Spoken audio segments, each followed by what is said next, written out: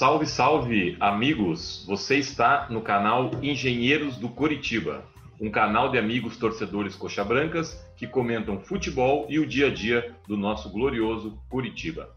Hoje estamos estreando um novo quadro, chamado Memória Coxa. Nele, vamos relembrar alguns dos times mais memoráveis que envergaram a camisa coxa-branca. Hoje falaremos nada mais nada menos do que o histórico time de 1973, campeão do Torneio do Povo. E para falar sobre isso e sobre outras coisas do nosso Coritiba, temos um convidado muito especial, o também engenheiro curitibano Mauro Sérgio Batista, que era estudante de engenharia em Curitiba na década de 70. Boa noite, Mauro Sérgio, seja muito bem-vindo ao canal Engenheiros do Coritiba. Boa noite a todos. Então vamos direto, né? Vamos começar a falar desse Coritiba de 73. Eu vou colocar a escalação aqui. Uma famosa escalação que eu sempre ouvia, né? Ouvi falar tanto: Jairo, Hermes, Oberdan, Cláudio e Nilo, Hidalgo e Dreyer, Leocádio, Tião Abatiá, Zé Roberto e Aladim. Que tal, hein, Mauro? Que tal essa escalação? Quais são as lembranças que você tem desse time? Olha, são infinitas. Como eu costumo dizer, foi com esse time que eu aprendi, que eu me tornei um coxa branca, logo que cheguei a Curitiba. Não perdia uma partida e era um time que encantava de tal forma que você não tinha receio de nada. Era um time muito consistente com essa escalação que você acabou de passar, que realmente variava alguma coisa. Às vezes na lateral direita saía o Hermes, entrava o Orlando, no meio do campo saía o Dreyer, entrava o Bidon. Não no meio campo ali, porque o Hidalgo ele era meio permanente, mas tinha outros jogadores ali no meio, como esse que eu acabei de falar. Não é dessa época, né? Não, Pescuma é um pouco antes, mas um time especialmente consistente. Pois é, iniciando, vamos falar da parte defensiva, né? Bom, o Jairo dispensa comentários, né? Um goleiro histórico e mesmo os coxa brancas que da década de 80, 70, 90, 2000, todo mundo conhece o Jairo. Mas essa defesa aí que tinha na direita o Hermes, né? Na zaga o Oberdan e o Cláudio Marques, que também a torcida conhece bem, e o Nilo na lateral esquerda, né? Que me parece que era um jogador rápido. Mas enfim, conta um pouco dessa defesa, se era um time que só fazia gols ou era seguro também na defesa, tinha bons zagueiros. É isso que eu digo que eu sinto falta hoje, porque o time ele tinha essa defesa muito segura, com o Oberdan sendo o xerifão ali, o Cláudio com a sua perna canhota que fazia horrores, né? E o Nilo, que era um jogador muito baixo, bem baixinho, troncadinho, mas com uma categoria, um domínio, sabia apoiar. Naquele tempo o apoio não era tanto como hoje, né? Antigamente era 4-2-4 e chamava-se lateral esquerdo, hoje é ala, enfim. Era um time que você não tinha medo de ninguém. Não podia vir qualquer time de fora, exceto os gaúchos, né? O Inter e o Grêmio. O restante era um time absolutamente sólido na defesa. E esse meio-campo aí, nada mais ou menos do que Hidalgo e Dreyer. Como é que eram as características dele, Mauro? Conta para nós. Exatamente. O Dreyer era aquele argentino típico, aquele argentino com uma força de vontade, com uma garra, com uma determinação, se identificou muito com o time, corria, lutava, desmanchava, como se fosse hoje um volante. Só uma parte. Como? Será que essa passagem do Dreyer, né, que foi tão marcante, será que é por isso que nós, coxas, sempre ficamos animados quando vem um estrangeiro, um argentino, né? A gente sempre acha que vai ser um jogador de força e de técnica. E o Dreyer era mais ou menos isso? Exatamente. Isso aí, na verdade, no coxa, com certeza, a passagem dele foi marcante e transferiu esse sentimento para a gente.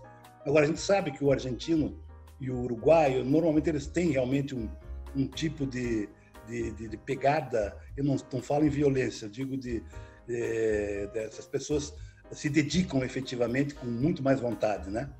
E o Hidalgo, já por outro lado, era um jogador clássico, aquele clássico dos clássicos meio-campistas, né? Que tinha uma enorme categoria, sabia dominar a bola no peito, dar aqueles lançamentos de 50 metros, passe perfeito. também um jogador, e como a gente diz, era o Capitão Hidalgo, o nome dele virou Capitão Hidalgo, também pela identificação. Então, o que eu digo, tenho dito em relação a hoje, o que eu sinto muito é que parece que embora você saiba que seja uma profissão, mas você não vê identificação, entendeu? Dá a impressão que a pessoa está trabalhando ali só para cumprir o seu expediente e ir embora. Então, quando você vê algum ter um lapso de acontecer rapidamente, como aconteceu com o Giovani, que agora saiu, né, no final da temporada passada, você se anima, porque parece que as coisas rendem mais quando você tem prazer e ligação com o local onde você está desenvolvendo a tua atividade.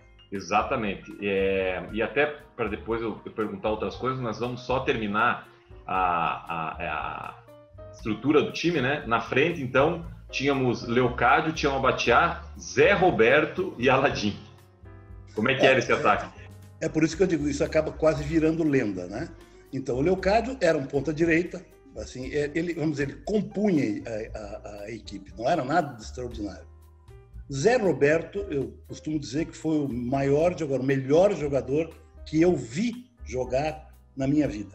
Eu não quero dizer que ele seja o melhor jogador que exista, sem comparações, mas do que eu vi, foi aquele jogador que, embora alto e parecendo totalmente desengonçado, ele conseguia destruir as defesas, dava um drible, enfiava uma bola no meio da caneta, e o nosso amigo Tião Abatiá era o tal do centroavante trombador, aquele que fazia gol. Aquele que faz gol, que não tem grandes atributos técnicos, mas fazia gol com uma característica, né? O Tião Abatiá foi um jogador de 1 ou 2 ou 3 anos, mas na época que ele entrou, que ele fez, que foi inclusive artilheiro, se não me engano, ganhou até a bola de prata da revista Placar. Foi um ano em que ele fez coisas fez tudo que se podia fazer em termos de gol, né? Saiu até uma revistinha na época, que o nome dele, que um personagem se chamava Terão Abaterá. E, finalmente, o Aladim, que foi um jogador que a gente sempre lembra na época, que veio do Bangu, e também lá em Curitiba pegou era um jogador um ponto esquerda rápido, bem de canhota mesmo, ele tinha uma certa dificuldade, mas compunha também aquele time. E também se afeiçoou, tanto que hoje ele ainda mora em Curitiba, se não me engano, tem até uma rede de panificadoras, uma coisa assim. E esse foi o time que me fez tornar a Coxa Branca roxo. Pois é, a década de 70 foi recheada aí, né, de bons momentos, né? Mas a gente hoje escolheu para falar do time de 73, porque teve também a questão do título, né? E eu acho que eu já sei a resposta, mas vou te perguntar qual foi a partida mais memorável do ano de 1973, assim, que tem viva na tua memória, e conta um pouquinho para nós como foi. Na verdade, é um jogo em que eu, infelizmente, não estava presente porque não era em Curitiba, que foi a final do Torneio do Povo. Eu estava, inclusive, num cursinho, na noite, na aula, com fone de ouvido, ouvindo o jogo, e lembro até que um professor me perguntou alguma coisa, a matéria era botânica, e eu, ali com não sabia o que responder, eu disse, professor, eu não gosto muito de botânica. Aí ele me olhou, mas enfim, eu escutando o jogo ali, e nós precisávamos do empate. Começou o jogo, fizemos um gol logo no começo, uns 20 minutos, depois o Bahia virou. E aí deu uma bruta de uma confusão, briga, e expulsaram 2 jogadores nossos. Veja bem, o Hidalgo e o Cláudio. Os 2 foram expulsos. Aí nós ficamos com 9 e conseguimos no final do jogo, fazer o gol que nos deu o título. Então foi uma coisa assim muito significativa, porque foi o primeiro título nacional que a gente teve. Foi naquela época mesmo que o Coxa estava começando a surgir para o cenário nacional, né, nos torneios Roberto Gomes Pedrosa. E esse torneio tinha uma certa importância na época, porque chamava-se Torneio do Povo, porque reunia as equipes com maiores torcidas nos seus respectivos estádios, né?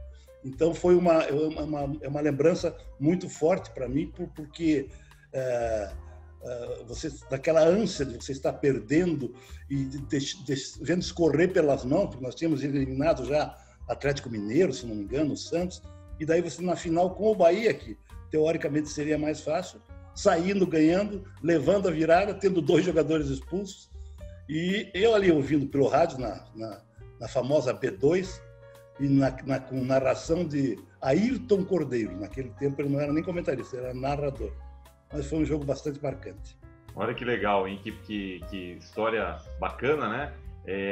Já há tantos anos que isso aconteceu e continua vivo na tua memória. E essa expulsão do Hidalgo, né? Famosa expulsão, porque acho que não era comum, pelo que a gente sabe, do Hidalgo, era um jogador clássico, né? Deve ter sido expulso pouquíssimas vezes, e me parece que ele ficou bastante exaltado, né? Pelo momento do jogo, né? Pelo que representava. E conta para nós como foi essa expulsão do Hidalgo. Não, e daí ele saindo ali do campo e o repórter entrevistando, ele chorando copiosamente, por isso que eu digo, essa ligação, né? E eu não posso dizer o palavrão aqui, mas esse juiz, filho daquilo, uma coisa totalmente atípica, diferente, uma coisa que não tinha nada a ver com o Hidalgo, que sempre foi um gentleman, tanto como pessoa como jogador. Mas são essas características que marcaram toda aquela partida, e por isso, diante disso, você imagina que você conseguir empatar no final, foi um êxtase, né? Pois é, então, veja, com certeza uma reação espontânea do Hidalgo, né, que simboliza a identidade que ele tinha do clube. E aí eu já aproveito isso para emendar a pergunta que eu ia fazer. Você acha que a principal diferença dos Coritibas da década de 70, dos times da década de 70, para os times atuais, principalmente da década de 2000, vamos dizer assim, de 2000 para frente, ou dos anos 90, nos anos 90 eu acho que não, mas vamos colocar os últimos anos, tá? O Coritiba da década de 70 para os últimos anos. Questão técnica mesmo, ou é falta de identidade, ou é os dois? Qual que é a percepção que você tem, você que já viu tantos times do Coritiba nesses últimos anos? Olha, o que eu posso dizer é o seguinte, as coisas estão bastante diferentes. E como você sabe, eu não sou nada conservador nessas coisas, eu sempre procuro me adaptar a tudo que muda e procuro tirar as coisas boas. O que eu sinto de grande diferença, isso talvez não seja exclusivamente no Coritiba, mas mais no Coritiba, é que eu acho que a profissionalização que ocorreu, ela esqueceu de levar a reboque para os jogadores, como qualquer pessoa que vai trabalhar numa empresa. Você vai trabalhar naquela empresa, já que você vai ter que trabalhar, faça com que seja uma coisa agradável. Assuma os valores daquela empresa, assuma aquilo como se fosse a última coisa que você vai fazer, porque o teu trabalho vai render muito mais. E quando eu digo isso, eu não estou me referindo à falta de raça, nem falta de trabalho. Eu digo realmente o sentimento do engajamento, tipo assim, agora eu estou aqui, isso aqui vai ser parte da minha vida, e eu tenho certeza que assim as coisas fluem muito melhor. Agora, no Coritiba dos últimos anos, aliado a isso, eu não sei se foi o ano passado ou o ano retrasado, era uma incapacidade técnica absurda. As pessoas até tinham vontade, mas não conseguiam porque não sabiam. E isso foi, eu acho que foi o ano passado, que eu disse, meu Deus do céu, um pouco do que ocorre hoje, ao invés de você acordar, hoje tem jogo do Coxa à noite, você já fica preocupado de chegar lá, porque deixa de ser uma coisa assim, você pode ganhar ou perder. Mas você vai lá já com o sentimento de se conseguir empatar, tá bom. Então, eu acho que realmente nos últimos anos a coisa realmente degringolou bastante. A última memória que eu tenho de um Coxa bem ajustado, embora tenha caído tudo, mas foi na gestão do Wilson. Esse que é candidato novamente agora. Isso. Temos aí uma eleição importante, né, pela frente. Uhum. Quem não viu ainda o nosso vídeo dos engenheiros do Coritiba falando sobre a candidatura do Wilson, dá uma olhada aí no nosso canal, um vídeo bastante interessante. Antes de a gente caminhar para o final aqui, vou fazer um pinga-fogo, mas antes disso, eu vi que você mencionou o Zé Roberto, né? A gente não pode deixar de exaltar também o Zé Roberto. Você comentou ali que dos jogadores que você viu jogar em campo, ele foi o maior de todos. Fala um pouco mais sobre o Zé Roberto, que é um um jogador lendário, né? Exatamente. Você sabe que o Zé Roberto, anteriormente, ele jogava no Atlético. Jogou no Atlético, jogou... Exatamente. E aí, naquela época, quando um time paranaense ia para o então torneio Roberto Gomes Pedrosa, o Robertão, se fosse o Coxa, eventualmente o Atlético podia emprestar alguns jogadores para o Coxa para reforçar, e eles às vezes faziam isso. E eu não tenho certeza, mas me parece que foi que aconteceu isso, porque eu me lembro que uma vez o Nilo, que era o lateral esquerdo, foi emprestado para o Atlético. E assim como o Madureira, do antigo Colorado, se não me engano, uma vez foi emprestado também. E eu não, para te confessar, não tenho certeza absoluta, mas me parece que o Zé Roberto foi emprestado, veio a primeira vez emprestado, talvez, mas depois que ele começou a jogar com o Coxa, o padrão, vamos dizer, o padrão de ataque, o padrão de vitórias, de gols, mudou completamente.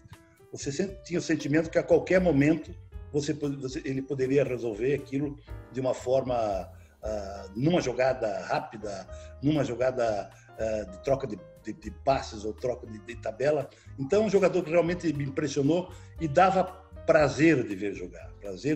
Para mim, como eu disse no início, foi o melhor jogador que eu vi jogar, embora tenha visto Pelé. Claro que ele, talvez pelo fato de eu assistir praticamente quase todas as semanas. Então, não é que Pelé eu vi jogar umas 3 ou 4 vezes, não estou comparando. Quando eu digo que eu vi jogar, é que eu acompanhei, né? Que eu vi ao vivo. Naquela época nem tinha transmissão de TV, era só os famosos videotapes, né? Então era um acompanhamento muito próximo, assim, principalmente através das rádios. Legal. O Zé Roberto daria para a gente fazer só um programa para falar sobre ele, né? Mas realmente um jogador que toda a torcida Coxa Branca reconhece, né, como um dos maiores ídolos, talvez o grande jogador do Coritiba em termos técnicos, né? E por tudo que representou. Para finalizar, então, vamos fazer um pinga-fogo, tá? Como é que é o pinga-fogo? Eu vou fazer 5 perguntas aqui e você só não pode justificar, só pode escolher, por exemplo, A ou B. Vou perguntar, certo. Você prefere verde ou branco? Verde. Tá. Depois, nas suas considerações finais, se você quiser falar alguma coisa, tudo bem, mas o pinga-fogo é tanto de jogador como de questão administrativa e tal. São 5 perguntinhas. Certo. Vamos lá? Tá pronto? Pronto. Hidalgo ou Alex? Hidalgo. Zé Roberto ou Pachequinho? Zé Roberto. Essas estavam fáceis, né? Para você, né? Marca esportiva, tá? A questão do uniforme. Própria ou uma renomada já existente no mercado?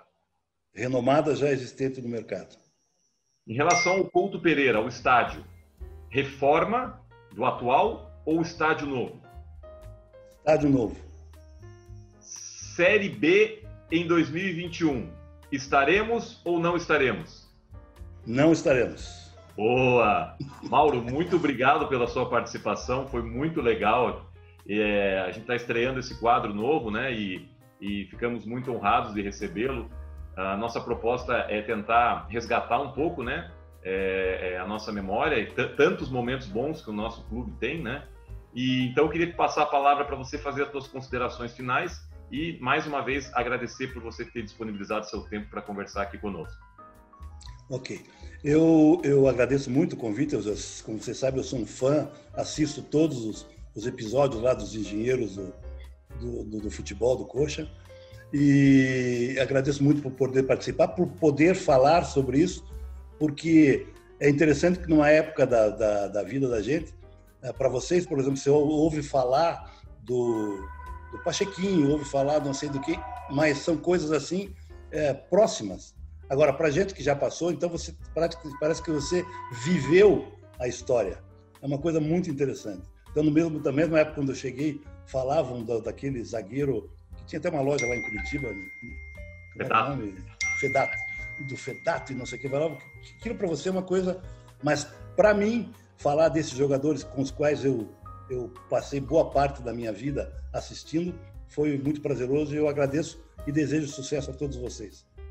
É isso aí. E dá-lhe coxa aqui em Joaçaba, Santa Catarina. Para quem não sabe, né, o local de onde nós falamos, tem coxa sim em Santa Catarina. E então, mais uma vez, obrigado, Mauro. E boa noite a todos. E continuem sempre ligados aqui nos Engenheiros do Curitiba. Grande abraço. Tchau, tchau. Até a próxima, pessoal. Tchau, tchau. Abraço a todos.